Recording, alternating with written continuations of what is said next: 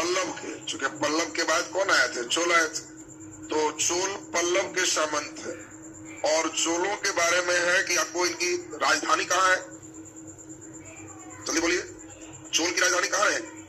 तो चोल की राजधानी है तंजौर। और तंजौर किस राज्य में है? तो फिर वही है तमिलनाडु, और उसी के पल्लव के ही सामंत है ना, तो इसलिए फिर पूछा जाएगा तंजौर किस राज्य में है। तब आपको ध्यान रखना है, चोल सबसे ज्यादा अपना डेवलपमेंट किए नौ सेना पर, यानी जल वाले सेना पर सबसे ज्यादा इनका विकास रहा और तटीय क्षेत्र में सबसे ज्यादा कब्जा भी रहा। अभी आप चोल का मानचित्र देखिए तो समझ में आएगा। अब सोचिए कि चोल यहाँ पे इनका कैपिटल है, और सोच लीजिए चोल का पूरा यहाँ इस क्षेत्र कब्जा है, इधर से लेके ये पूरा मलेशिया, इंडोनेशिया, ये पूरा जो देख रहे हैं दूसरा देश तक, यहाँ तक चोलों का कब्जा। तो आप देख पा रहे हैं कि चोल ये पूरा जो क्षेत्र है इस सभी क्षेत्र पर अपना अधिकार रखे, और नीचे भी इन्हीं के सहायक हैं, जीते हुए श्रीलंका तक। तो आप समझ पा रहे होंगे कि तट के क्षेत्र में इतना ज्यादा डेवलपमेंट किसी राजा का नहीं, और इसीलिए ये नौ सेना के डेवलपमेंट पूछा जाएगा कि सबसे ज्यादा नौ सेना का विकास किसके द्वारा? तो चोलों के द्वारा। चोल की एक और विशेषता है, ग्राम जो इनकी पंचायत है उसमें इसकी ग्राम प्रशासन में स्वायत्तता। दो विशेषता चोल का सबसे ज्यादा इंपॉर्टेंट है, एक नौसेना और एक ग्राम प्रशासन में स्वायत्तता, यानी गांव में मुखिया और तमाम चीजों के जो चुनाव का मामला है, चोल के समय एकदम नीचे ग्राम प्रशासन स्वायत्त है, पब्लिक खुद चुनेगी, और ये दोनों विशेषता इनकी काफी ज्यादा प्रमुख है। तीसरी चोल की एक महत्वपूर्ण विशेषता देखेंगे, मंदिर निर्माण। इनके मंदिर निर्माण में एक दो बिल्कुल नए चीज मिली। शिव जी के जो मूर्ति मिले, ये चोलों के द्वारा बनाए हुए जो मूर्ति है वो तांडव नृत्य करते हुए, और वो तांडव नृत्य की मूर्ति नटराज के नाम से जाने जाते हैं। और नटराज वाली मूर्ति आप लोग बचपन में प्रकाल बॉक्स के ऊपर देखे हो, बचपन में प्रकाल बॉक्स के ऊपर देखे हो ना, तो वो नटराज की जो मूर्ति देख रहे हो चोलों की ही विशेषता है। चोल कई कई पहाड़ों को पूरा कटिंग करके मंदिर रूप दिए। एक आस में पत्थर है, पूरा मंदिर में एक पत्थर है, क्योंकि बाकी सभी को कटिंग करके इसको हम लोग हटाए। तो चोल के देखिए एक और विशेषता मंदिर निर्माण की। चोलों के बारे में आपको बताया, इसमें रथ पर भी इनके कई मंदिर होंगे। इनके सबसे प्रमुख मंदिर, सबसे प्रमुख राजा जो पूरे नौ सेना का डेवलपमेंट किए, नाम भी पूछा जाता है कि बताओ चोलों का कौन राजा सबसे ज्यादा नौ सेना का विकास की? तो वही आपको मंदिर में भी आप नाम सुने होंगे, राज राजेश्वर मंदिर, उसी का नाम है बृहदेश्वर मंदिर। और वो बृहदेश्वर मंदिर का निर्माण कौन किए? राज राजा। तो वो राज राजेश्वर या राज राजा जो देखोगे चोल वंश में सबसे ज्यादा नौसेना का डेवलपमेंट है। तो अभी चोल के बारे में एक बार हम लोग सुन लेंगे और तब एक साथ समेटने का प्रयास करेंगे, बिल्कुल सही हो जाएंगे। चोल किसके सामंत है? पल्लव के। चोल के पास शक्तिशाली नौसेना और ग्राम प्रशासन की स्वायत्तता। आपको बताया कि चोलों के चार विशेषता आपको ध्यान रखना है। सबसे ज्यादा शक्तिशाली नौसेना किसके पास है? चोल के पास। अगला, चोल वंश के संस्थापक कौन? तो दो नाम आपको मिलेंगे, विजयालय का भी मिलेगा, आदित्य चोल का भी मिलेगा। तो मेन अगर दो बात है, चोल के संस्थापक तो आदित्य चोल, लेकिन चोल के वास्तविक संस्थापक विजयालय। विजयालय ने ही तंजौर जो तमिलनाडु में है उसको जीता और नर केसरी की उपाधि धारण की। पूछा जाएगा कि कौन से चोल राजा ने नर केसरी की उपाधि धारण किया? विजयालय। और तंजौर यही जीता है और राजधानी तंजौर फिर बना है। इसके बाद मेन राजा हम लोग देखें परांतक प्रथम। और परांतक प्रथम ये एक युद्ध है जिसका नाम है बेल्लूर का युद्ध। ये सब सभी पूछे जाएंगे, बहुत अच्छे प्रश्न है। जो भी आपको लिखे गए उसको एकदम बिल्कुल कम से कम है, इसको एकदम याद रखना। पूछा जाएगा बेल्लूर का युद्ध किसके किसके बीच हो? तो आपको ध्यान रखना है चोल और पांड्य के बीच। बेल्लूर का युद्ध किसके किसके बीच है? चोल और पांड्य के बीच। इस समय पांड्य राजा राज सिंह को परांतक प्रथम ने हराया। और पांड्य की राजधानी कहां थी? मदुरई। और परांतक प्रथम ने मदुरई कुंड की उपाधि धारण की। उपाधि आपको फिर से याद करना है, जल्दी जल्दी याद करिए। आपको पिछला क्लास बताए थे, बातापी कुंड की उपाधि कौन ली? नरसिंह वर्मन प्रथम। याद है? कांची कुंड की उपाधि बोलिए, विक्रमादित्य द्वितीय की प्रथम? द्वितीय। तो हम लोग देख लिए कांची कुंड, विक्रमादित्य द्वितीय, बातापी कुंड, नरसिंह वर्मन। और तब हम लोग देख रहे हैं यहाँ पे मदुरई कुंड। तो मदुरई कुंड की उपाधि कौन लेंगे? परांतक प्रथम, क्योंकि मदुरई पांड्य की राजधानी है और पांड्य राजा को राज सिंह को हराया है कौन? परांतक प्रथम। किस युद्ध में? बेल्लूर के युद्ध में। एक और लड़ाई है, ये ज्यादा बार पूछा गया है, तक्कुलम का युद्ध। ये भी कई बार एसएससी में सीजीएल में भी पूछा हुआ प्रश्न। तो आपसे पूछा जाएगा तक्कुलम का युद्ध, तो ध्यान रखना कि परांतक प्रथम ही लड़ा है राष्ट्रकूट से। और राष्ट्रकूट के बारे में जब पढ़ाएंगे तो वहां आएगा, और राजा है कृष्ण तृतीय, कि परांतक प्रथम को ही हराए। यानी परांतक प्रथम बेल्लूर में जीता लेकिन तकुलम में हारा। तो आपको ध्यान रखना, तकुलम का युद्ध किसके किसके बीच हुआ? चोल और राष्ट्रकूट। ये मेन पूछा है, वंश पूछा हुआ है। तकुलम का युद्ध किसके किसके बीच है? चोल और राष्ट्रकूट। बेल्लूर का युद्ध चोल और पांड। चोल और पांड के बीच कौन सा युद्ध हुआ? बेल्लूर। चोल और राष्ट्रकूट के बीच तकुलम। अब परांतक प्रथम हम लोग देखें कि मदुरई कुंड की उपाधि धारण किया। तो मेन ये बेल्लूर का युद्ध और तकुलम का युद्ध, ये दोनों आपको दिमाग में सेट चाहिए। बताओ तकुलम में कौन हराया इसको? कृष्ण तृतीय। और बेल्लूर में राज सिंह द्वितीय को हराया इसने। अगला मेन राजा है जिसका हम लोग नाम देख रहे हैं, राज राज प्रथम, इसी से मेन क्वेश्चन रहता है। फिर से याद करो चोल वंश, देखो सब याद हो जाएगा, 5-6 राजा को ही मेन याद करना रहता है। सबसे पहले आदित्य चोल, फिर विजयालय, विजयालय के बाद परांतक प्रथम, और परांतक प्रथम के बाद राज राज प्रथम। राज राज प्रथम चोल वंश का सबसे प्रतापी राजा, और इसी ने सबसे ज्यादा नौसेना का डेवलपमेंट किया। नौसेना के बारे में आप देख सकते हो कि चोल मुख्य रूप से चले यहां से थे और धीरे धीरे ये इस क्षेत्रों में बढ़े। राज ने क्या किया, यहां से लेके नीचे श्रीलंका तक का क्षेत्र जीता और यहाँ पे कई सहायक अपने राजा को नियुक्त किए, और राज ने ही इंडोनेशिया, मलेशिया, ये सभी जो देख रहे हो, ये सब क्षेत्र जीतने का काम किया। यानी इसी ने सबसे ज्यादा अपना नौसेना का डेवलपमेंट किया, और इसीलिए पूछा जाता है कि किस चोल राजा ने सबसे ज्यादा अपना नौसेना बढ़ाया, तो आंसर कौन हो जाएगा, राज राज प्रथम। और जब इतना बड़ा क्षेत्र उसने प्राप्त किया तो एक बहुत विशाल मंदिर बनाया, और उसी मंदिर का नाम है बृहदेश्वर मंदिर। और ये बृहदेश्वर मंदिर कहाँ स्थित है, तो उसकी राजधानी तंजौर। तो आपको तंजौर या तंजावुर एक ही नाम है, दिमाग में सेट रखना, तंजौर कहे या तंजावुर कहे एक ही नाम। तो ये राज में हम लोग देखें सबसे महत्वपूर्ण हो गया शक्तिशाली नौसेना। दूसरा महत्वपूर्ण है किसने, पांड्य, चेर और श्रीलंका, ये तीनों का एक संगठन था, सबको सम्मिलित रूप से हराया। अभी मानचित्र में हम लोग देखे थे, इसने मालदीव पर भी कब्जा किया। मालदीव किधर है, मालदीव किधर है,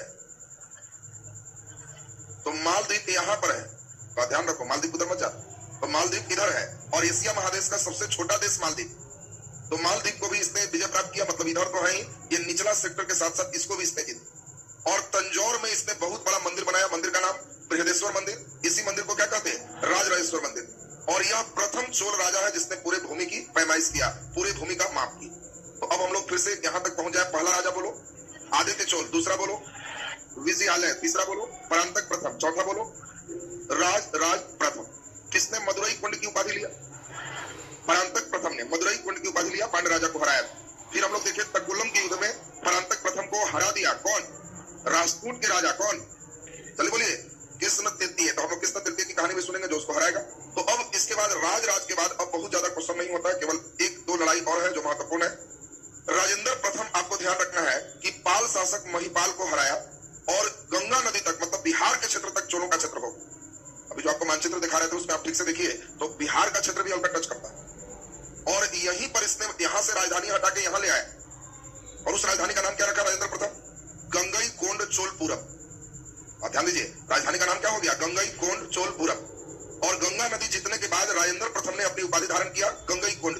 तो कोंड में अब लगभग कंप्लीट है, इतना ही कोंड पूछा जाता है। अब सभी कोंड एक जगह कर ले तो आप सभी को याद हो जाएगा। पहला पातापी कोंड पूछा जाता है, दूसरा नंबर कांची कोंड पूछा जाता है, इसके बाद मदुरई कुंड पूछा जाता है, और इसके बाद गंगई कुंड पूछा जाता है। अब ध्यान दीजिए, जो लोग एक बार अब सिस्टम बना लेगा वो सारा कुंड क्लियर। कुंड मींस विजेता, तो बताओ जल्दी, पातापी कुंड, नरसिंह ब्रह्मन प्रथम, कांची कुंड विक्रमादित्य द्वितीय, मदुरई कुंड जल्दी बोलिए परांतक प्रथम, और गंगई कुंड। बस जब बोलेंगे गंगा के विजेता तो कहना गंगा माने बिहार, और बिहार में राजेंद्र बाबू। राजेंद्र बाबू एकदम क्लियर रहेगा ना सबका। तो जब हम कहेंगे तो ध्यान रखना कि राजेंद्र बाबू माने राजेंद्र प्रथम को गंगई कोंड का, तो ये बिहार तक का क्षेत्र चोल जीते और गंगई कोंड चोल की उपाधि धारण किया। जगह का नाम क्या हो गया, गंगई कोंड चोलपुरम, ये जगह का नाम हो गया। फिर उसका कैपिटल आया। अगला राजा जो हम लोग देखें इसका नाम है राजाधिराज, और राजाधिराज ही चोल राजा है। और इस समय आपको याद होगा बेंगी के चालुक्य आंध्र प्रदेश, पिछला क्लास पढ़े थे ना, तो बेंगी के चालुक्य में एक राजा है सोमेश्वर, और सोमेश्वर के साथ चालुक्य राजा सोमेश्वर बेंगी के चालुक्य है, और चोल राजा है राजाधिराज। इनके बीच एक लड़ाई हुई कोप्पम का युद्ध, ये भी पूछे हुए 3 लड़ाई तुम देखा, बेलूर का युद्ध, तकुलम का युद्ध और कोप्पम का युद्ध। ये तीनों आपके दिमाग में सेट चाहिए। तो बता दो जल्दी से, हम लोग पहले देखे बेलूर का युद्ध, किसके किसके बीच, पांड्य वर्सेस चोल, जल्दी बता दो। इसके बाद हम लोग देखे तकुलम, चोल और राष्ट्रकूट, कृष्ण तृतीय भी सुने थे ना हम लोग। इसके बाद आपको आएगा कोप्पम, तो ये चोल और चालुक्य।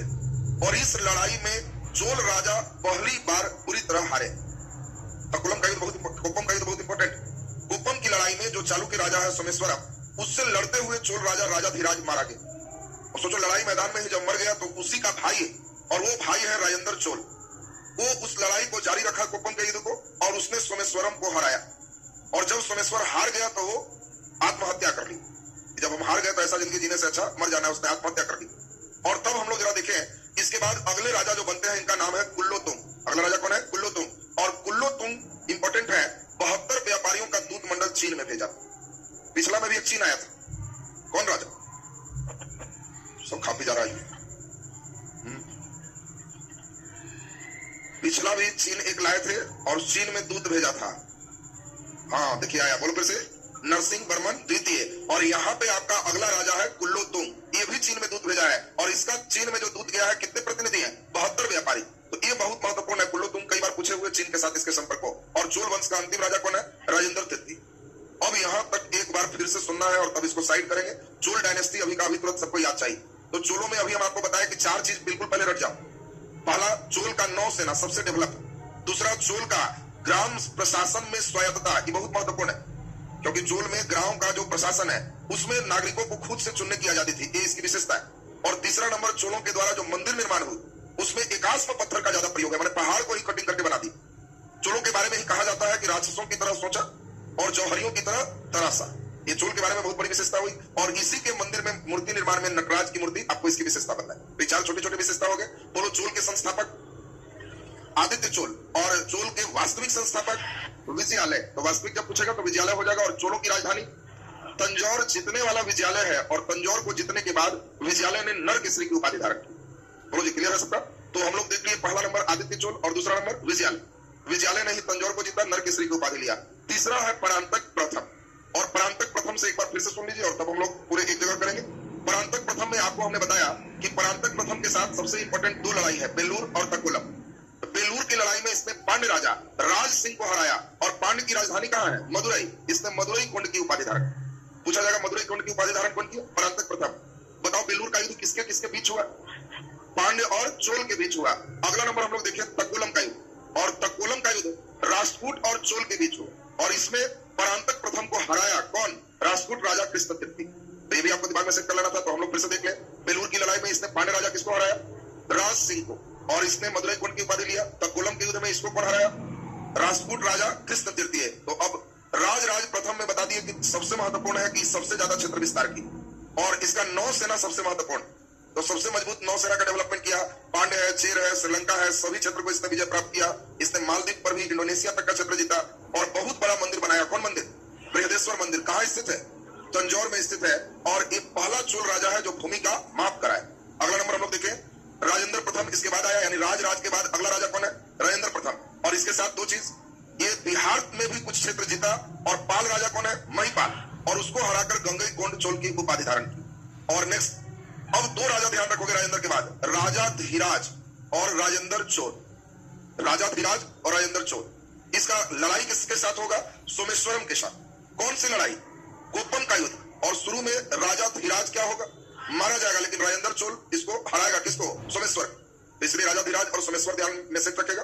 कुल्लो तुंग 72 व्यापारियों का दूत मंडल कहां भेजा, चीन में। और राजेंद्र तृतीय इसका अंतिम राजा है। तो अब हम लोग समझते हैं कि चोल वंश एक बार लिख दें साथ में तो आप सभी को याद हो जाएगा। पहले सुनिए बढ़िया से। चोल की खूबसूरती पहले आपको बताए थे, थोड़ा सा दिमाग में सेट करिए। चोलों के बारे में बताए, तमिलनाडु का सेक्टर और इधर के क्षेत्र और मुख्य रूप से किनारे के क्षेत्र में इनका मुख्य शासन प्रशासन हुआ है। यानी चोल मुख्यतः इन क्षेत्रों में जीता और इनके जो सहयोगी है ये क्षेत्र जीता है श्रीलंका तक, इनके इधर सहयोगी रहे हैं। ये चोल का साम्राज्य। मानचित्र आपको दे दे और देखना किनारे किनारे है तो ध्यान रखना, चोल का साम्राज्य। अब इसमें विशेषता चोल में जल्दी जल्दी बता दीजिए। पहला, सबसे अधिक नौसेना का विकास किसके काल में हुआ, चोल के काल में। अभी चोल की विशेषता चलो।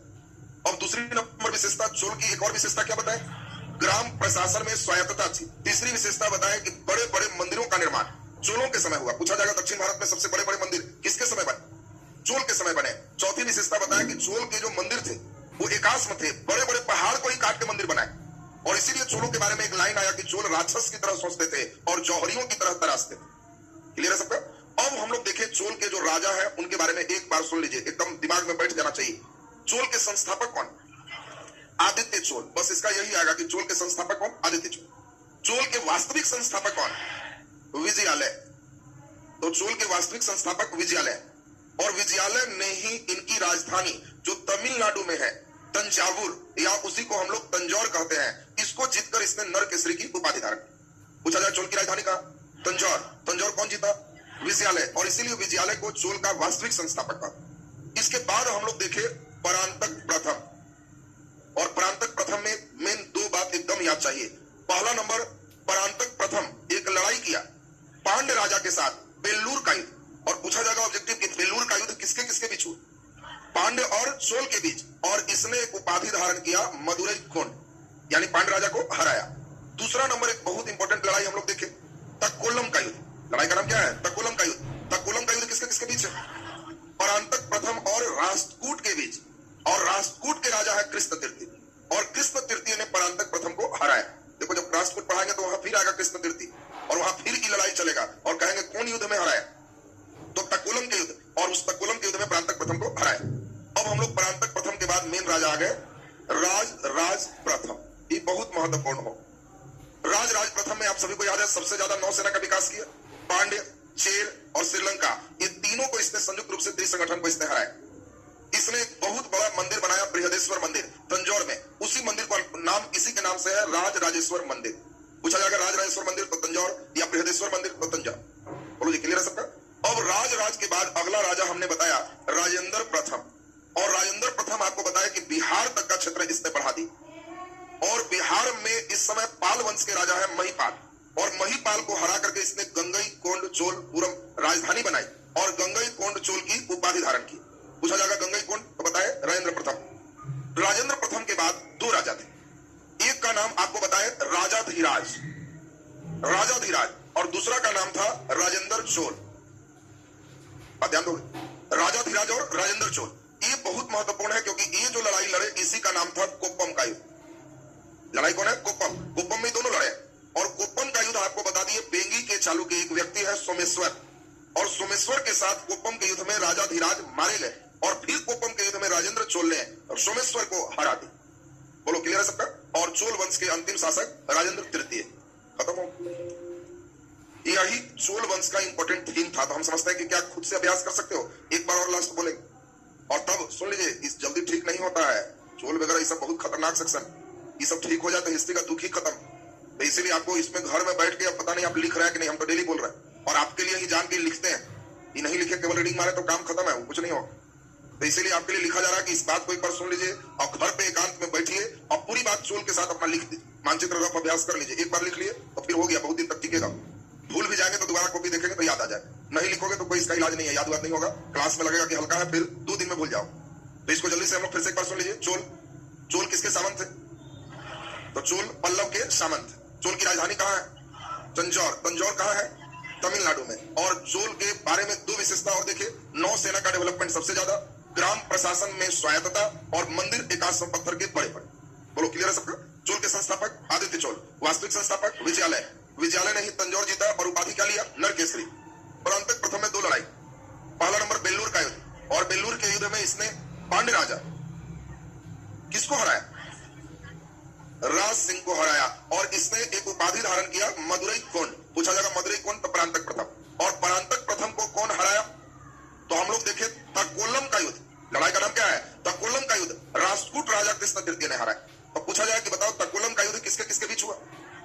तो तक्कोलम का युद्ध राष्ट्रकूट और चोल के बीच हुआ, और बेल्लूर का युद्ध पांड्य और चोल के बीच हुआ। अगला मेन राजा है राज प्रथम। इसमें सबसे महत्वपूर्ण, सबसे ज्यादा नौसेना का डेवलपमेंट, पांड्य, चेर, श्रीलंका सबको संयुक्त रूप से इसने हराया, और इसने एक बहुत विशाल मंदिर बनवाया, बृहदेश्वर मंदिर या राजेश्वर मंदिर तंजौर में। और ये पहला चोल राजा है जिसने भूमि का पैमाइश कराया। भूमि का माप कराने वाला पहला चोल राजा कौन है? राज प्रथम।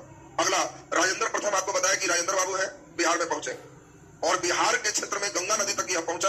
और इस समय बिहार का राजा कौन? पाल वंश का राजा है महिपाल, और उसको हराकर इसने गंगई कोंड उपाधि धारण की। अब हम लोग देख लें राजाधिराज और राजेंद्र चोल, ये दोनों की लड़ाई है किससे? कोप्पम का युद्ध चोल वर्सेस चालुक्य। इस समय कौन सा चालुक्य? बेंगी का चालुक्य है, और बेंगी के चालुक्य के राजा कौन है? सोमेश्वर, और सोमेश्वर ने राजाधिराज को हराया, लेकिन राजेंद्र चोल ने सोमेश्वर को हरा दिया, और चोल वंश के अंतिम राजा राजेंद्र तृतीय थे।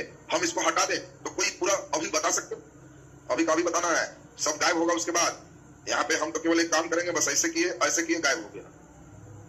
बोलिए। श्रीलंका में बताया तो श्रीलंका तक साम्राज्य विस्तार करने वाला कौन था? राजराज ही। अभी चोल का जब भी नीचे जाएगा तो वो होगा, लेकिन कब्जा नहीं है, वो कलिक सहयोगी में बना के छोड़, है ना? हाँ, अब जल्दी से कौन ही पूरा बना सकोगे? जल्दी बताओ, बताएंगे? चलिए बोल दीजिए जल्दी। पाला राजा, हमको केवल राजा का नाम सुना दीजिए ठीक ठाक। पाला राजा, आदित्य चोल, वेरी गुड। विजयालय, परांतक प्रथम, वेरी गुड। राज प्रथम, राजेंद्र प्रथम, देख रहा नीचे, राजाधिराज, राजेंद्र चोल और राजेंद्र तृतीय। राजाधिराज पर एक लाइन बोल दीजिए बस, तो समझेंगे क्या एकदम पूरा फुल एंटीना लगाया। राजाधिराज पर एक लाइन सुना दीजिए। कौन युद्ध? कोप्पम, तो कोल्लम नहीं, कोप्पम। कोप्पम का युद्ध लड़े किसके साथ? बेगी के चालुक्य सोमेश्वर के साथ, जिसमें राजाधिराज की हार हो। चलिए, उनके भाई राजेंद्र चोल ने सोमेश्वर को हराया। चलिए, बहुत बढ़िया, वेरी गुड, बढ़िया। देखिए, इन्होंने पूरा ध्यान दिया इस पर, तो अब मान के चलें कि चोल वंश एकदम ध्यान देंगे तो क्लियर हो जाएगा सबका। अब आपका बहुत खतरनाक सेक्शन आने जा रहा है, जिसको सुनना है। त्रिपक्षीय संघर्ष, और बस वो अंतिम लोड है। त्रिपक्षीय संघर्ष के बाद अगले क्लास में कल पूरे को एक जगह बंधन में बांधेंगे, जिससे अगर मीडियम तक प्रश्न है तो वहीं से बन जाए। अभी तो आपको थोड़ा डिटेल चल रही है, एक बार पूरी कहानी सुन लीजिए, फिर अगला में पूरे एक बंधन ब्लॉक वाइज होगा, जो ही पढ़े हुए हैं उसको तुरंत याद हो जाए। और अगले दिन हम लोग पूर्व मध्यकाल तक का सेक्शन देख लेंगे, तब इस्लामिक कहानी मुस्लिम फेज भारत में शुरू हो जाएगी। बिल्कुल जीरो से मोहम्मद साहब से ही चलेंगे, उनकी संकल्पना हो जाएंगे, और तब आराम है, फिर चैप्टर पढ़ने में भार बहुत ज्यादा नहीं पड़ेगा। तो चलिए, अब हम लोग जरा ध्यान से सुनेंगे। अभी शुरू होने जा रहा है त्रिपक्षीय संघर्ष। त्रि माने तीन, तीन पक्षों का एक संघर्ष शुरू होगा, और उसी में हम लोग देखेंगे कि आप सभी को बताए थे कि यहाँ पर की कहानी सबको याद है। यहाँ सबसे पहले सातवाहन, सातवाहन के बाद वाकाटक, वाकाटक के बाद वातापी के चालुक्य, वातापी के चालुक्य के बाद राष्ट्रकूट, और राष्ट्रकूट के बाद कल्याणी के चालुक्य। बेगी के चालुक्य तो उसी समय पैरेलल इधर आंध्र प्रदेश में आ जाए। तो अभी हम लोग ध्यान दीजिए, हम लोग अभी जो पढ़ने जा रहे हैं, पिछला क्लास अगर आपको याद होगा तो उस सभी में याद होगा कि इस समय हम लोग पिछले क्लास में सातवाहन भी पढ़े, सातवाहन के बाद वाकाटक भी सुने, और वाकाटक के बाद यहाँ पे वातापी के चालुक्य भी सुन चुके। तो अब बताओ, वातापी के चालुक्य पर यहाँ किसकी स्थापना हो? राष्ट्रकूट का। और इसकी कहानी हम लोग सुनेंगे, एक व्यक्ति होगा दंती दुर्ग, और दंती दुर्ग के द्वारा राष्ट्रकूट का शुरुआत हो जाएगा। तो पूछा जाएगा राष्ट्रकूट किसके सामंत थे? तो वही है वातापी के चालुक्य के सामंत। इस समय पैरेलल यहाँ पे अभी हम लोग जो देखे पल्लव, और पल्लव के बाद कौन चल रहा है? चोल। तो पैरेलल में इस समय चोल चल रहा है, इसीलिए चोल वर्सेस राष्ट्रकूट भी लड़ाई हुआ। और हम लोग देखे कि चोल और राष्ट्रकूट के बीच जो लड़ाई हुई, इस युद्ध का नाम क्या है? चलिए बोलो, सब भूल आ जाता है जी। कोपम, तक्कोलम, बेल्लूर, बोलो तक्कोलम। लड़ाई का नाम तक्कोलम, और तक्कोलम में राष्ट्रकूट का राजा कृष्ण तृतीय और चोल का राजा परांतक प्रथम। जीता कौन? कृष्ण तृतीय जीता, यानी इसको हराया। अब यहाँ पर देखें महत्वपूर्ण चीज, इस समय गुजरात और राजस्थान के बेल्ट में एक आएंगे जिसको गुर्जर प्रतिहार कहते। इसका वंश का नाम क्या होगा? गुर्जर प्रतिहार। और बंगाल बिहार के सेक्टर में एक वंश होंगे, इनका नाम होगा पाल। और इस समय हर्षवर्धन के समय में ही एक सबसे महत्वपूर्ण जगह हो गया था कन्नौज। आपको बताया था कि इस समय सबसे महत्वपूर्ण जगह कौन है? कन्नौज। अब अच्छी बात है कि बंगाल बिहार का जो राजा है, ये धीरे धीरे बढ़ते बढ़ते कन्नौज तक पहुंच, यानी उत्तर प्रदेश के कन्नौज तक इसके कब्जा हो। बाद में राष्ट्रकूट दक्षिण भारत का पहला वंश है जो उत्तर भारत की राजनीति में हस्तक्षेप करेगा। अब तक दक्षिण का कोई राजा नहीं किया। तो राष्ट्रकूट क्या करेगा? केवल अपना ज्यादा जय दिखाने के लिए जाके इसको पाल वंश के राजा को मार के ठीक करेगा कि भागो यहां से, और फिर खुद भी भाग जाएगा कि छोड़ो हम भी लफड़ा मोल नहीं लेंगे, चले। और इस सबके बीच में प्रतिहार कहेगा कि तब हम कम है, पाल को भी मार के ठीक करेगा, राष्ट्रकूट को भी मार के ठीक करेगा, और कहेगा लो कन्नौज मेरा। अब तो कन्नौज तीनों मिलकर के कब कहां फरिया लेगा कोई ठिकाना नहीं। और तीनों का साम्राज्य कभी कभी राष्ट्रकूट बढ़ते बढ़ते इतना चला जाएगा, कभी कभी प्रतिहार बढ़ते बढ़ते बिहार तक इन कर जाएगा, और कभी कभी पाल बढ़ते बढ़ते कन्नौज तक चला जाए। और इन तीनों, चोल तो बेचारा किनारे किनारे ना है, चोल वाला उधर कन्नौज के फेर में नहीं रहे। ये केवल तीन के बीच लड़ाई चल रही है, पाल, प्रतिहार और राष्ट्रकूट। इसी को त्रिपक्षीय संघर्ष का, कभी कभी आपको क्वेश्चन आएगा त्रिपक्षीय संघर्ष किसके किसके बीच हुए? पाल, प्रतिहार और राष्ट्रकूट, इसके बीच त्रिपक्षीय संघर्ष हुआ। ये बेस एकदम क्लियर सबका। अब यहाँ पे मानचित्र में इसको दिखा दे तो आपका और बढ़िया कंसेप्ट आ जाएगा। अभी मानचित्र में हम आपको दिखाएं त्रिपक्षीय संघर्ष को, तो पूरी बात आप देख पाओगे। और इस मानचित्र को देखो तो जो बात समझा रहा है उससे अंदाज आपको लग जाएगा। देखिए जरा ठीक से ध्यान दीजिए। राष्ट्रकूट यहां से चला, कहां से? महाराष्ट्र से, महाराष्ट्र के नीचे कर्नाटक से, कर्नाटक से चलते चलते महाराष्ट्र, और धीरे धीरे ये सभी क्षेत्र जीतते जीतते कई बार ऐसा हुआ कि इतना दूर तक पहुंच गए। इसमें यहीं पर हम लोग देखेंगे कन्नौज शामिल है, तो कई बार वहां तक पहुंच गए। इस साइड में देखें ये कौन है? पाल। ये भी अपना बढ़ते बढ़ते बढ़ते यहां तक पहुंच गया। तो देखिए ये निश्चित रूप से इसके लिए संघर्ष तो यहाँ हो। और सबसे बड़ा है गुर्जर प्रतिहार। ये गुर्जर प्रतिहार कई बार यहां करते करते यहां तक पहुंच गए। अब बताइए इन तीनों के बीच में बड़ा भयंकर लड़ाई हुआ होगा, तब तो ऐसे ऐसे खतरनाक सीन बना है। तो अब आपसे पूछा जाए कि बताओ इन तीनों में अंततः कन्नौज को अपना कैपिटल लंबे समय तक कौन बनाया हो? प्रतिहार, पाल, राजपूत, चलिए बोल दीजिए। तो सभी लोग को समझ में आ गया प्रतिहार लंबे समय तक इसको कैपिटल बना पाएगा। क्यों? क्योंकि प्रतिहार बहुत दूर तक के हिस्सा देखो जीत पाए।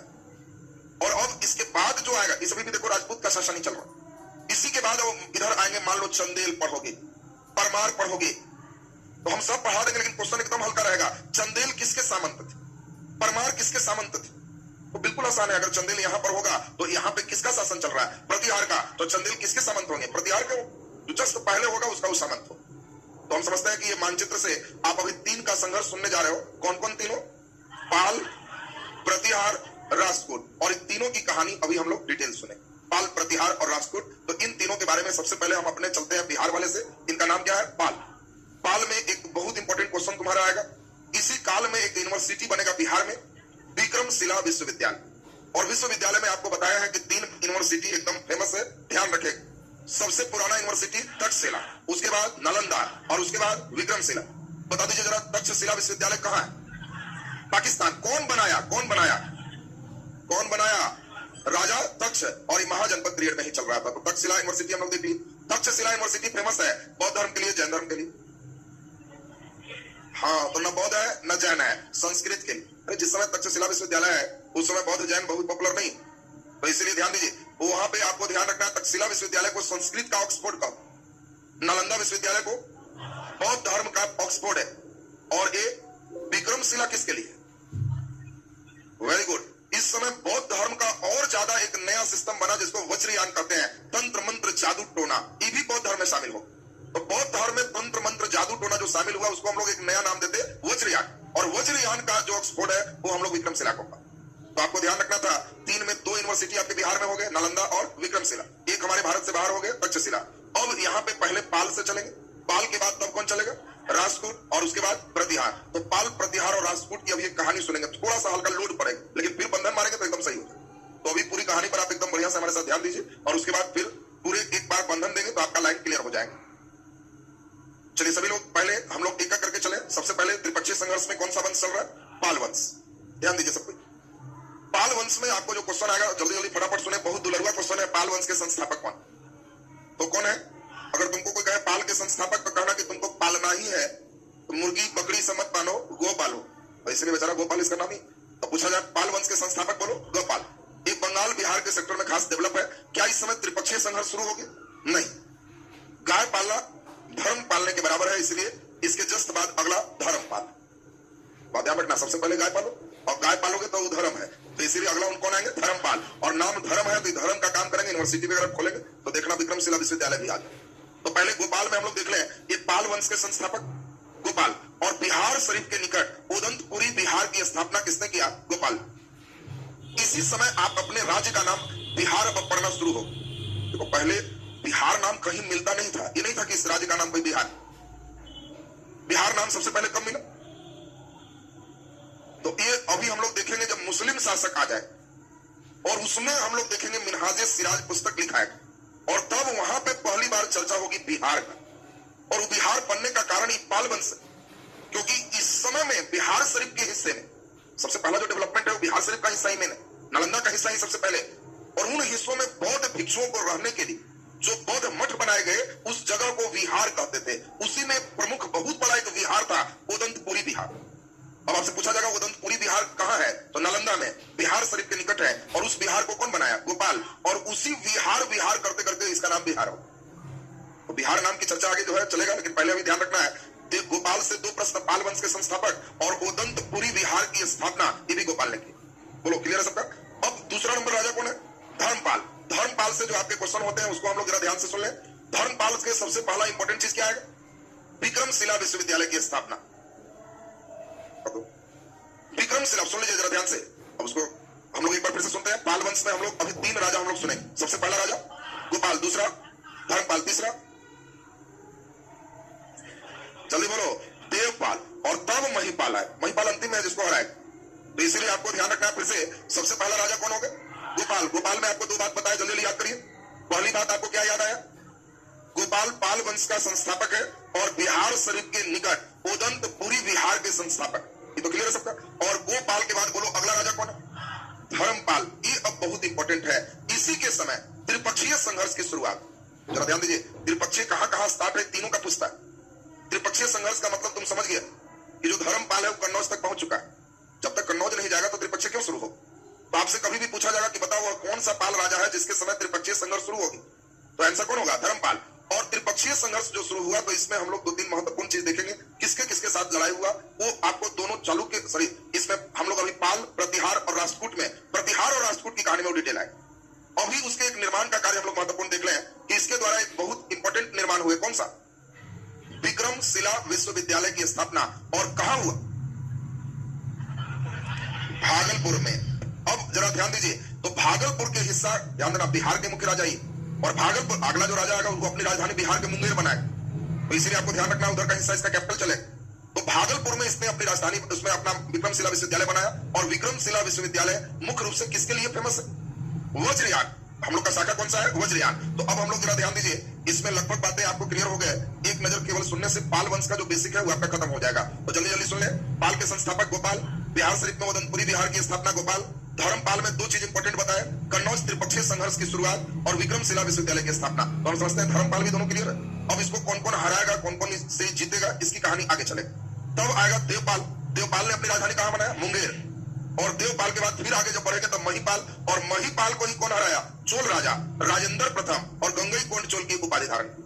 याद आया सबको? तो इधर हम लोग पाल वंश में देखेंगे। पाल जब खत्म हुआ तो चूंकि चोल राजा तो गंगा का ही क्षेत्र तक रहा, तो बाकी बिहार के बाकी क्षेत्र में, बंगाल के बाकी क्षेत्र में पाल वंश के बाद जो वंश आया उस वंश का नाम है सेन वंश। बात ध्यान रखेगा, उस वंश का नाम क्या है? सेन। और सेन वंश में आगे हम लोग कहानी सुनेंगे। इसी के समय हम लोग देखेंगे एक व्यक्ति का आक्रमण होगा, मुस्लिम आक्रमण, और उसी में बख्तियार खिलजी आगे बढ़ेगा। और जब बख्तियार खिलजी आगे बढ़ेगा तो वो बंगाल बिहार के क्षेत्र में जब जीतने जाएगा तो यहाँ का राजा लक्ष्मण सेन वगैरह क्या करेगा? लड़ने के डर से भाग जाएगा, क्योंकि वो सुना है कि जिधर जाता है तहलका मचा के रख देता है। तो हिम्मत भी नहीं हुआ लड़ने का। और वो भी बख्तियार खिलजी कोई राजा नहीं है, मोहम्मद गोरी के सेनापति। और सेनापति फौर में आया कि थोड़ा देखते हैं कहां तक जा सकते हैं। वो जिधर जाए डर से सब भागते ही चला गया और बिहार भी पूरे खाली मिला। तो जब खाली मिला तब बख्तियार खिलजी अपना खूब बढ़िया से काम किया। नालंदा यूनिवर्सिटी को जला देना, पेड़ और बोधि वृक्ष को काट देना, पूरे हंगामा उसका हम लोग सुने। जबकि वो जानता था कि इस समय नालंदा यूनिवर्सिटी से बढ़िया कोई यूनिवर्सिटी नहीं। नालंदा यूनिवर्सिटी में हजार हजार टीचर हैं, तो लड़कन कितने होंगे अंदाज कर ही रहे हो। 1,000 शिक्षक हैं, वो भी आवासीय है। चीन से लोग का सबसे पसंदीदा, चीन के अमीर के बच्चा यहीं पढ़ता था। चीन में कोई बहुत अमीर हो तो इंडिया पढ़ने भेजता था नालंदा यूनिवर्सिटी, ये वहीं पढ़ लो, वहां से बढ़िया कोई यूनिवर्सिटी नहीं। और उसको पूरा बख्तियार खिलजी जला दी। कहा जाता है बख्तियार खिलजी को एक रोग भी हो गया, असाध्य रोग था। उसके जो भी चिकित्सक थे पूरा इलाज किए, ठीक नहीं हो रहा था। और तब उसको सलाह क्या दिया कि आप वाला से नहीं ठीक होगा, नालंदा यूनिवर्सिटी के बैच से दिखाइए, बहुत हाई फाई सभी लोग, वो ठीक कर देंगे। तो बख्तियार खिलजी खूब कस के हंसा कि बताओ अरब के और तमाम लोग नहीं करेगा, तीन नालंदा जो बैठ के पागल जैसा केवल बौद्ध धर्म का पढ़ता है, इससे क्या हो? अच्छा ठीक है, बुलाओ डॉक्टर। और डॉक्टर को क्या कहा? डॉक्टर को कहा कि सुनो, हमको कौन रोग है हमको देख के पता लगा लो, और हम तुम्हारा कोई लिखा हुआ दवाई नहीं पिए। हम बौद्ध धर्म नहीं है, हम मुस्लिम है। हमारे सब रोग का इलाज मेरे कुरान शरीफ में। ये लो कुरान शरीफ, और बता दो कौन पेज से कौन आयत पढ़े कि मेरा रोग ठीक हो जाए। एक दिन का समय देते हैं, ठीक कर दो बिना दवा के, खाली कुरान पढ़वा के, तो मान जाएंगे कि नालंदा यूनिवर्सिटी में भी बढ़िया बढ़िया वैद्य और बहुत पढ़ा लिखा लोग है। तो वो वैद्य साहब क्या किए, देखे दवाई तो खाएगा नहीं, और वो कुरान शरीफ लेते गए, अगले दिन लेते आए और कहे पेज नंबर इतना से इतना डेली 2 बार सुबह और शाम पढ़िए, 5 पेज 6 पेज, आपके रोग पढ़ने से सही हो जाएगा। लेकिन एक अच्छा काम किया, वो कुरान शरीफ के उतने पेज जैसा वो बताया पढ़ा, और सही में रोग सही हो गया, ठीक हो। और जब ठीक हो गया तब बख्तियार खिलजी बुलाया उसको, या सही बताओ तुम बौद्ध हो, हमारे कुरान की आयत मैं कैसे जाना कि ये श्लोक से मेरा रोग ठीक होगा, और हमको कौन रोग है ये कैसे पता चला? तो वैद्य ने कहा कि आप जिस समय हाथ देख दिए थे तो हम आपका नब्ज टटोल के ये पता लगा लिए थे आपका रोग कौन। बड़ा उत्सुक हुआ, अच्छा ठीक है रोग कौन है ये तो तुम जान गया, ये तो वैद्य कर सकता है। फिर कुरान का आयत कैसे जान गया? तुम तो बौद्ध धर्म, कैसे जाना कि ये श्लोक ये आयत पढ़ेंगे तो मेरा रोग ठीक हो? कहा कि उस नहीं जानते, आयत पढ़ने से थोड़ा रोग ठीक होता है। आपने कहा हम दवाई नहीं पिएंगे, तो हम क्या किए, जो दवा आपके रोग के लिए था वो हम जानते थे कि आप कुरान पढ़ते समय उंगली से उठाएंगे तो बीच बीच में जीभ पर लगा लगा के पन्ना पलटे, तो हम इसीलिए उतना पेज दे दिया और सब पेज में दवा लगा के हम दिए थे। तो आप जब ऐसे ऐसे करके उलट रहे थे तो दवा तो आपके जीभ में चला गया। तो उसी उससे आपका रोग ठीक हो। तब बख्तियार खिलजी को बड़ा अफसोस हुआ कि इतना भयंकर नॉलेज वाला यूनिवर्सिटी को हम बेकार चला। बात समझिए। तो यहाँ नालंदा यूनिवर्सिटी को आप देख रहे हैं कि कितने महान महान यहाँ वैद्य थे। तो अब हम लोग जरा ध्यान दीजिए, पाल को एक नजर सुन लिया जाए और तब पाल में बहुत लोड नहीं पड़ेगा, अगला में लोड पड़ेगा, जिसको ध्यान रखना है। पाल जल्दी, पाल के संस्थापक गोपाल, गोपाल के साथ दो चीज, पाल के संस्थापक बिहार शरीफ के निकट उदंतपुरी विहार की स्थापना। बोलो, गोपाल के बाद अगला राजा धर्मपाल। धर्मपाल में भी दो चीज, ये विक्रमशिला विश्वविद्यालय की स्थापना भागलपुर में किया और दूसरा त्रिपक्षीय संघर्ष की शुरुआत। याद है सबको? अब इसके बाद बता दो जल्दी, धर्मपाल के बाद देवपाल, और देवपाल अपनी राजधानी कहां बनाया? मुंगेर। उसके बाद महिपाल, और महिपाल के समय चोल राजा राजेंद्र प्रथम से संघर्ष हुआ जिसमें महिपाल हारा। और तब हम लोग देखे पाल वंश के बाद बंगाल में कौन वंश आया? सेन वंश। इतनी बात तो अभी एकदम क्लियर है सबका। अब अभी हम पूछेंगे, अब यहां से हम लोग को मेन चलना है राष्ट्रकूट। अब राष्ट्रकूट अगर समझ में आ जाए तब तो लोड खत्म, क्योंकि राष्ट्रकूट में लोड पड़ेगा और तब है गुर्जर प्रतिहार। तीनों एक साथ फिर जोड़ देंगे तो आपका दुख क्लियर। त्रिपक्षीय संघर्ष से एक क्वेश्चन यहां से पक्का मान के चलो है, और ये भी मान के चलो कि पक्का 100 में 90 लड़के लगभग अगर पूरे अभ्यास में है तो ठीक है, नहीं तो नहीं बनते, क्योंकि इधर का सेक्टर तुमको बार बार कह रहे हैं कि अभ्यास बहुत करेगा तो बनेगा, नहीं तो बनेगा ही। तो अब जरा जल्दी से हम लोग देखें राष्ट्रकूट कहां पे है। ये बात आपको याद है? आपको याद है कि महाराष्ट्र से लेकर के कहां तक? कर्नाटक तक। धीरे धीरे आपको हमने बताया कि राष्ट्रकूट पहला ऐसा दक्षिण का वंश है जिसने उत्तर के राजनीति में हस्तक्षेप किया। ये तो क्लियर है सबका? राष्ट्रकूट का राज चिन्ह क्या है? तो आपको ध्यान रखना है कि राष्ट्रकूट का राज चिन्ह गरुड़ था, यानी राष्ट्रकूटों का राज चिन्ह क्या था? गरुड़। राष्ट्रकूट किसके जो बाद आए? बातापी के चालुक्य के सामंत थे, और बातापी के चालुक्य के बाद ही राष्ट्रकूट आए। और राष्ट्रकूट का मूल स्थान क्या था? ये भी क्वेश्चन पूछता है। तो इनका मूल स्थान महाराष्ट्र में बीदर में एक जगह है लातूर। लातूर अक्सर जो है सुखाग्रस्त क्षेत्र के लिए बड़ा फेमस आजकल भी रहता है। वो लातूर क्षेत्र जो आप देख रहे हो ये राष्ट्रकूटों का मूल स्थान है।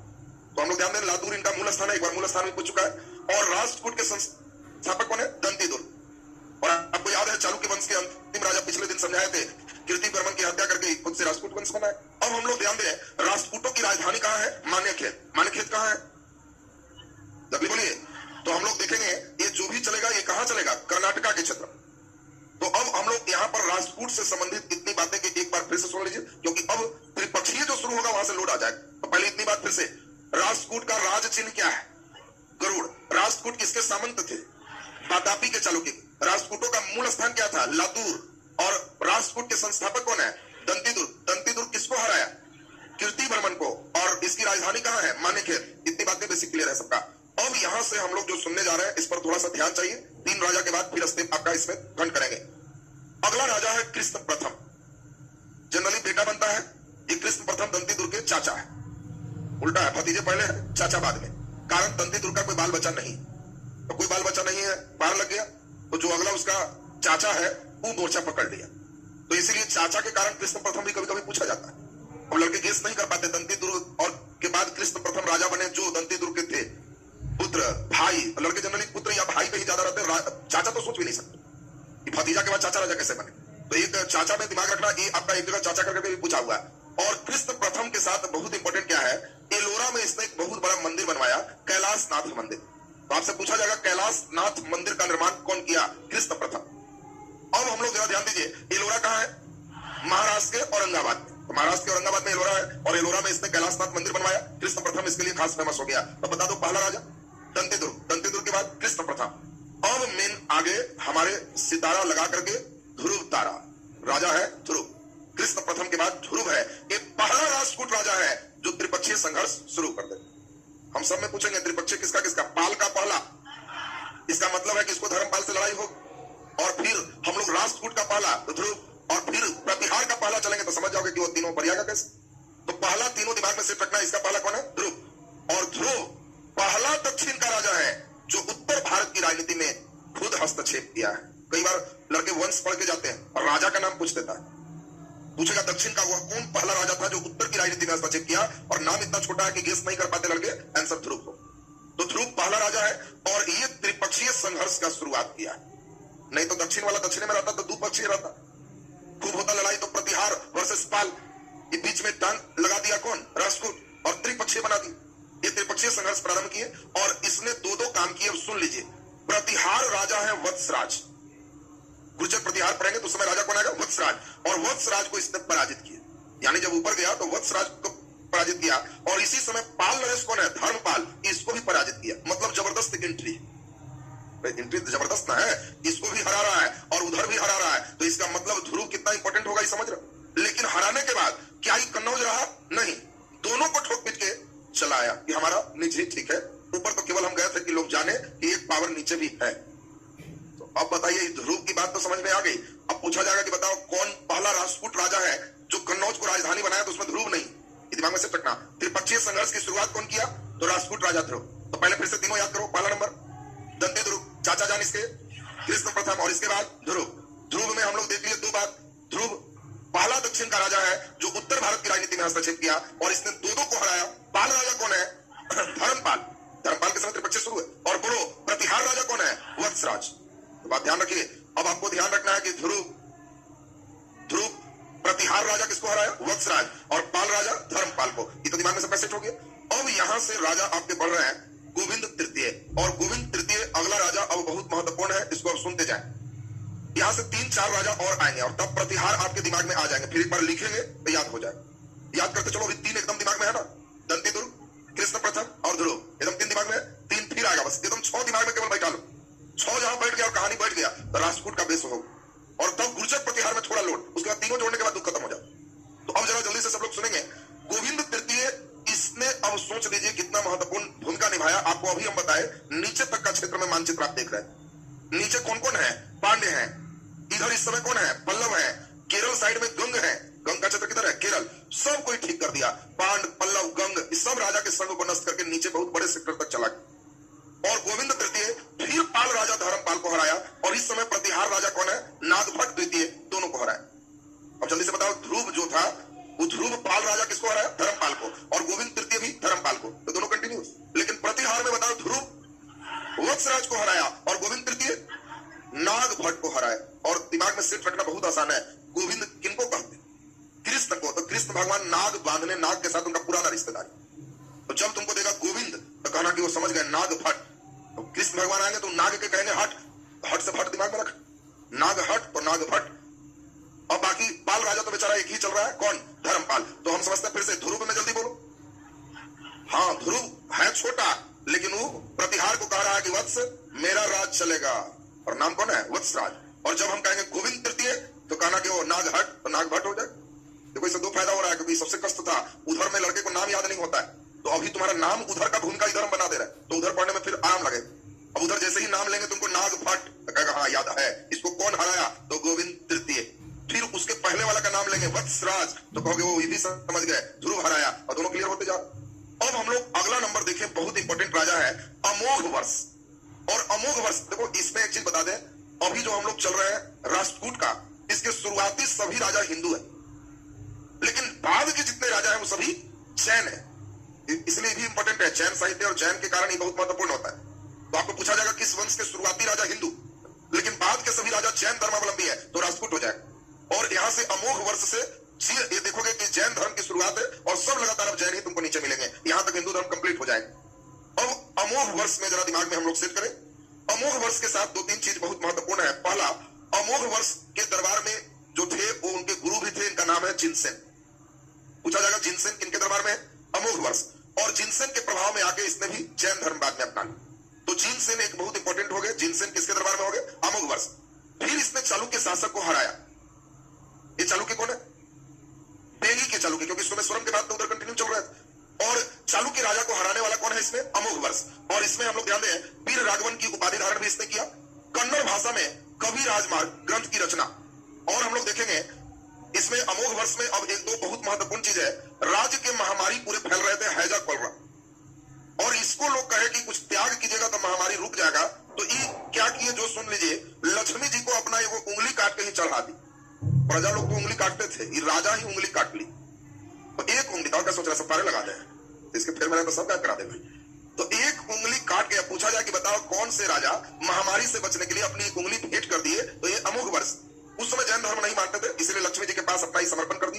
बाद में जिनसेन के प्रभाव में आकर के ये अपना जैन धर्म अपनाए। और अंतिम में जैन धर्म में आपको याद होगा काया क्लेश, शरीर अपने से पार लगाना, और इसीलिए अमोघ वर्ष तुंगभद्रा नदी में समाधि ले लिए। अपने बेटा को कहे कि लो अपना राज करो, हम सुख संपत्ति माया मोह सब त्यागते हैं और चले तुंगभद्रा नदी में समाधि ले लेने। समाधि माने बस बढ़ चले तो बढ़ चले तब तक जब तक डूब नहीं जाए। जहां पानी एकदम ज्यादा हो गया, तैरने नहीं है, बस ऑटोमेटिक अंडरग्राउंड हो जाएंगे, उसको जल समाधि का। तो जल समाधि लेकर के पार लग गए कौन? अमोघ वर्ष। तो अमोघ वर्ष में 2 मेन क्वेश्चन आएगा, एक जिनसेन और दूसरा आपको ध्यान रखना है चालुक्य राजा को हराना। तीसरा महत्वपूर्ण है तुंगभद्रा नदी में समाधि। और कन्नड़ भाषा में पुस्तक कौन है? कविराज मार्ग। तो कविराज मार्ग पुस्तक भी आपको ध्यान रखना है। तो अब जल्दी से राजा अब तक पहुंच गए कितने? 5। एक और होगा तो हम फिर कंटिन्यू करेंगे 6 का। 5 का 5 पहले कंटिन्यू करो। ऊपर सबसे पहले दंती दुर्ग, चाचा कौन? कृष्ण प्रथम, फिर बोलिए ध्रुव। कृष्ण प्रथम के बाद ध्रुव, फिर ध्रुव के बाद जब आगे बढ़े चलिए बोलिए गोविंद तृतीय। गोविंद तृतीय और बताए थे गोविंद माने नागभट्ट, याद आया सबको? तो गोविंद तृतीय और गोविंद तृतीय के बाद अमोघ वर्ष। बोलो एकदम 5 क्लियर है सबका? गोविंद तृतीय, अमोघ वर्ष। अमोघ वर्ष में मेन जिनसेन एक दिमाग में सेट रखना। अब अमोघ वर्ष के बाद हम लोग जरा थोड़ा सा और ध्यान दे दें तो आपको अगला नंबर है इंद्र तृतीय। अमोघ वर्ष के बाद अगले राजा कौन है? इंद्र तृतीय। और इंद्र तृतीय के लिए बहुत इंपॉर्टेंट है, विदेशी यात्री अल मसूदी इसी के समय आया राष्ट्रकूट के साम्राज्य। पूछा जाएगा कि कौन से राष्ट्रकूट राजा के समय अल मसूदी यात्रा किया? तो इंद्र तृतीय। तो अमोघ वर्ष के बाद बोलो कौन आए? इंद्र तृतीय। और पहला राष्ट्रकूट राजा है जिसने कन्नौज पर अधिकार कर लिए। इसके पहले कन्नौज जीत करके ध्रुव छोड़ दिया। और इंद्र तृतीय आपको ध्यान रखना है कि कन्नौज जीत करके कन्नौज पे हावी हो जाए। और कन्नौज जब जीत जाएगा तो प्रतिहार से लड़ाई पक्का है, क्योंकि प्रतिहार एकदम चाह रहा है क्षेत्र बढ़ाना। इस समय पाल ठंडाया हुआ है और इसीलिए इंद्र तृतीय को प्रतिहार राजा महेंद्र पाल, ध्यान दीजिए एक महेंद्र पाल है लेकिन राजा किसके है? प्रतिहार। ये हराया। तो ये आपको ध्यान रखना है महेंद्र पाल ने हराया किसको? इंद्र तृतीय को। तो ये आपको ध्यान रखना था कि इसमें इंद्र तृतीय कन्नौज तक चला, लेकिन फिर प्रतिहार यहां से हटा दिया तो फिर अपने जितना क्षेत्र में चल रहा है फिर कंटिन्यू। और इंद्र तृतीय के बाद अगला नंबर कौन है? कृष्ण तृतीय। उधर बताओ कृष्ण से कौन थे? जल्दी बताइए। कृष्ण जैसा नाम अभी किनका बताए? गोविंद का, गोविंद तृतीय। और यहाँ नाम क्या है? कृष्ण तृतीय। दोनों में तृतीय लगा है। और कृष्ण तृतीय का नाम सबको अभी याद भी है। कौन लड़ाई? तकोलम का युद्ध, याद आया? दोनों जोड़ना था, अभी चोल में पढ़ाए थे। तो तकोलम के युद्ध में चोल राजा परांतक प्रथम को इसने पराजित किया। तो अभी हम आपको बताए थे तकोलम की लड़ाई, और बताए थे तकोलम किसके किसके बीच हुआ? राष्ट्रकूट और चोल। और इसी चोल राजा का नाम क्या था? परांतक प्रथम। और उसको पराजित किसने किया? कृष्ण तृतीय। तो इंद्र तृतीय के बाद कृष्ण तृतीय। और बस अब आपका दुख खत्म हो गया। अब मेन हम लोग जरा ध्यान दीजिए, कृष्ण तृतीय के बाद अब कर्क तृतीय, कर्क द्वितीय इसका अंतिम राजा है। और कर्क द्वितीय जो राजा है इसी को राष्ट्रकूट राजा अंतिम है, जिसको चालुक्य राजा तैलप, राजा का नाम क्या है? तैलप। और इसी ने पराजित किया और नया लाया कल्याणी के चालुक्य वंश की स्थापना की। तो अब राजा का सब ठीक ठाक दिमाग बैठाइए, हमको सबका नाम चाहिए, याद है? हाँ, अभी एक बार लिखेंगे फिर बोलेंगे, सब आ जाए। शुरू में भारी लगता है। और आज के आज ताजा ताजा अगर घर पे लिख लोगे तो तुम्हारा हो जाए। ताजा नहीं लिखोगे, जहां बस याद दिया, स्वाद नहीं लगेगा। एकदम आज गए, जितना बजे घर गए बैठे और सोचे कि बस लाओ आज हम लिखते हैं चोल, पाल, प्रतिहार, राष्ट्रकूट, सब एक बार लिखे बस कंप्लीट। तो चलिए अभी हम लोग चल रहे हैं किसका? राष्ट्रकूट। राष्ट्रकूट में 2-4 बात छोटी छोटी जो थी उसको जल्दी बता दो। राष्ट्रकूट किसके सामंत थे? वातापी के, चालुक्य के। राष्ट्रकूट की राजधानी कहां थी? मान्यखेत, मान्यखेत। चलिए अब जल्दी से बता दीजिए, राष्ट्रकूट के संस्थापक कौन? दंतीदुर्ग। आसान परीक्षा में बस यही से निकल जाते हैं। राष्ट्रकूट के संस्थापक दंतीदुर्ग। दंतीदुर्ग के बाद आपको हमने बताया कि इसके चाचा है। चाचा का नाम क्या है? कृष्ण प्रथम। कृष्ण प्रथम। अभी पहले राजा का नाम चल लीजिए, यहां साथ साथ चलिए। कृष्ण प्रथम के साथ एक सीन था, याद करो। कृष्ण प्रथम एक काम किया था, नाम बताइए। एक साथ सुर में सुर मत मिलाइए। हाँ देखिए, हाँ वेरी गुड। एलोरा में कैलाशनाथ मंदिर का निर्माण किया था। मंदिर याद रखोगे, सभी तरफ तो लड़ाई लड़वाने लगता है। एलोरा वाला कैलाश मंदिर अभी बताया था ना जी। एलोरा का कैलाश मंदिर किसने बनाया था? कृष्ण प्रथम। चलिए कृष्ण प्रथम के बाद बस ये सबसे महत्वपूर्ण था, कौन? ध्रुव। और ध्रुव में 2-3 बात सबको याद ही है। ध्रुव में पहली इंपॉर्टेंट बात हो गई कि ध्रुव राष्ट्रकूट का या दक्षिण का पहला राजा है जो उत्तर भारत की राजनीति में हस्तक्षेप किया। ध्रुव के समय ही त्रिपक्षीय संघर्ष शुरू हुआ और ध्रुव ने दो को हराया, पाल वंश के धर्मपाल और प्रतिहार वंश के वत्सराज को। याद आया सबको? ध्रुव के बाद तब हम लोग जो चले गोविंद तृतीय। और गोविंद तृतीय में आप सभी को याद है, गोविंद तृतीय ये आपको बताया था कि फिर दोनों को हराया, पाल वंश के धर्मपाल और इस समय प्रतिहार के तो गोविंद माने कृष्ण, नाग हट माने नाग भट्ट। बोलो वत्सराज और नाग भट्ट दोनों दिमाग में आ गया सबका। अब इसके बाद गोविंद तृतीय के बाद अमोघ वर्ष, और अमोघ वर्ष में आपको 2-3 बात बताए थे, उसको सुन लीजिए। अमोघ वर्ष में पहली बात बताया कि एक कल्याणी सॉरी इस समय बेंगी के चालुक्य को इसने हराया। इसने अपने महामारी से बचने के लिए एक उंगली भी फेर चाहा। इस जिनसेन के प्रभाव में आकर बाद में जैन धर्म को अपनाया। इसके दरबार में जिनसेन रहते थे जो जैन संत थे, और इसने बाद में तुंगभद्रा नदी में जल समाधि ले लिया। तो अमोघ वर्ष भी क्लियर है सबका। अमोघ वर्ष के बाद बोलिए कृष्ण इंद्र तृतीय, तब कृष्ण तृतीय। ध्यान दीजिए, इंद्र तृतीय के बाद कृष्ण तृतीय और अंतिम कर्क द्वितीय। चलिए ध्यान दीजिए, अभी सब तुम्हें से बोलवाएंगे, एकदम स्टॉप बोलना है। इसमें एकदम नॉन स्टॉप बज गया क्लास में, तब हुआ कि हाँ तब तो लक्षण ठीक है। बज नहीं पाया तो मुश्किल है, फिर परीक्षा में नहीं बन पाएगा। इंद्र तृतीय में जल्दी याद करो, एक पहला राष्ट्रकूट राजा है जो कन्नौज पर अधिकार किया। याद आया सबको? और इसको फिर हराएगा कौन? प्रतिहार वंश के महेंद्रपाल। और तब हम लोग देखे कृष्ण तृतीय। कृष्ण तृतीय का लड़ाई तकोलम का युद्ध, अभी समझाया था ना जी कि कोपम का युद्ध, चलिए बोलिए। और उसमें हम लोग देखे कि कृष्ण तृतीय को कौन हराया? परांतक प्रथम इसको हराया कि हारा? हार गया। तो चोल वर्सेस यहाँ पे हम लोग देखे राष्ट्रकूट की लड़ाई, उसका नाम कौन लड़ाई? तकोलम का युद्ध। अगला कर्क द्वितीय अंतिम राजा है, जिसमें आपको समझाया कि इस समय फिर चालुक्य के एक व्यक्ति है तैलप, और तैलप ने इसकी हत्या करके एक नया शुरुआत कर दिया, कल्याणी के चालुक्य की शुरुआत की। ये राष्ट्रकूट की कहानी हो। तो अब एक नजर देखते हैं, हटाने के बाद कौन सुना पाओगे। मन में बैठाओ, राजा केवल सुना दो हमको, अभी तो राजा भी सुना रहे हो तो सही है, फिर पढ़ोगे तो आ जाएगा। दंतेदुर्ग, दंतेदुर्ग के बाद कृष्ण प्रथम और ध्रुव। दंतेदुर्ग, कृष्ण प्रथम, ध्रुव, 3 एकदम क्लियर है। फिर 3 बढ़ो, गोविंद तृतीय, अमोघ वर्ष और इंद्र तृतीय। गोविंद तृतीय, अमोघ वर्ष, इंद्र तृतीय। गोविंद तृतीय, अमोघ वर्ष, इंद्र तृतीय, कृष्ण तृतीय और कर्क तृतीय। अब इसको हटा रहे हैं। लास्ट बार दंतेदुर्ग, कृष्ण प्रथम, ध्रुव, बुर्दुलिली, गोविंद तृतीय, अमोघ वर्ष, इंद्र तृतीय, कृष्ण तृतीय और कर्क द्वितीय। अब बता दीजिए इसको अभी गायब। चलिए गर्ल्स में कोई सुनाएंगे? नाम केवल बोलना है और कुछ नहीं, बोलोगे? हाँ चलिए सुनाइए, वेरी गुड, बहुत बढ़िया। देखिए लोग तो पूरा जोर लगाए हैं। दंतेदुर्ग, वेरी गुड।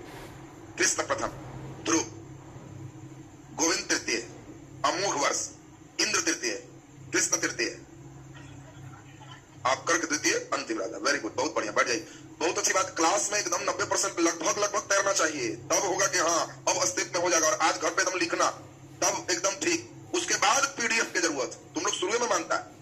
तुम लोग को चाहिए कि एकदम गया मैंने व्हाट्सएप पे मिल जाए, फोटो स्टेट कराए, आप फाइल में सजा, यहाँ हो गए।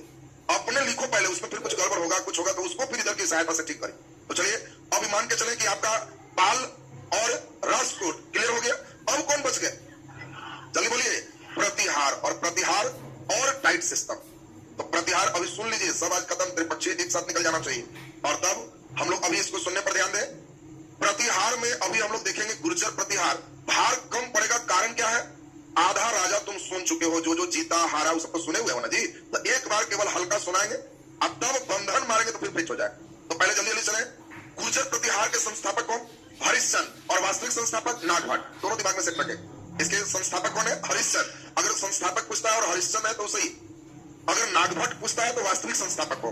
और गुर्जर प्रतिहार की राजधानी ये अंतिम रूप से सफल रहा कन्नौज पर कब्जा करने, और इसीलिए प्रतिहार की राजधानी कन्नौज ही सेट हो जाए। तो मेन तो कन्नौज की लड़ाई चल रही थी। तो आपसे पूछा जाएगा कि बताओ त्रिपक्षीय संघर्ष में जीत किसका हो? प्रतिहार का। सबसे बड़ा हिस्सा प्रतिहार ही उत्तर भारत में बना है, और उत्तर भारत के जो भी राजा होंगे, चाहे परमार होंगे चाहे चंदेल होंगे, वो सब इसके सामंत हो।